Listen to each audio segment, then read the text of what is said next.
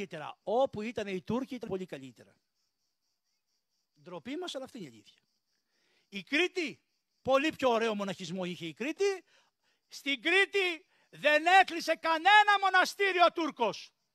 Ενώ στην Ελλάδα με διάταγμα του Όθωνα κλείσανε άπειρα μοναστηράκια και κλείσανε εκκλησιές και πήραν τα λείψανα των Αγίων και τα πετάγανε από μέσα από τις λειψανοθήκες και κρατάγανε τα ασήμια για να τα κάνουν μισθό για το κράτος. Την ίδια ώρα οι άνθρωποι που ήσαν υπό τους Τούρκους κάνανε τις διαδικασίες τους. Γι' αυτό, κυρία Αρβελέρ, έλεγαν οι άνθρωποι 1000 φορές να δω του Τούρκου το σαρίκι μες στην πόλη παρά να δω τη αν. Καλύτερα να μην δω κανέναν. Καλύτερα να μην δω κανέναν. Ούτε το ένα ούτε το άλλο. Αλλά αν είναι κάτι να διαλέξω, προτιμώ τον Τούρκο παρά το Φράγκο.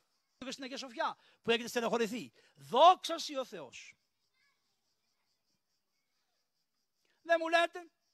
Ξέρετε πόσες γυμνές και γυμνοί το 24ωρο μπαίνανε μέσα στην Αγία Σοφιά. Άπειροι. Και μπαίνανε όλοι άχρηστοι μέσα, βρωμεροί και τρισάθλιοι, όλοι οι τουρίστες από όλα τα μέρη του κόσμου, χωρίς να σέβονται τίποτα. Τίποτα δεν σεβόντουσαν. Τώρα θα βγάλεις τα παπούτσια σου να μπεις μέσα. Μήπως είναι ευσέβεια. Θα φορέσεις γυμνό ρούχο να μπεις μέσα, όχι. Θα σου φοράει το βρωμοτουρτέ, αυτό το ρούχο, το φουστανάκι, το τουρκικό και θα μπεις μέσα χανουμάκι, μια χαρά ντυμένο θα είσαι. Θα φορέσεις και την μπουργα να μπεις μέσα. Γιατί δεν σ' άρεσε, αλλά γυμνωνόσουνα και έμπαινες μέσα στην Αγία Σοφιά. Μήπως είναι διόρθωσης και δεν είναι κατάρα. Σας πήρε ο πόνος για την Αγία Σοφιά. Κι αν η Αγία Σοφιά δεν ήταν ο Τούρκος, η Αγία Σοφιά θα είχε πέσει. Ποιος θα τη συντηρούσε, ποιος, το γένος.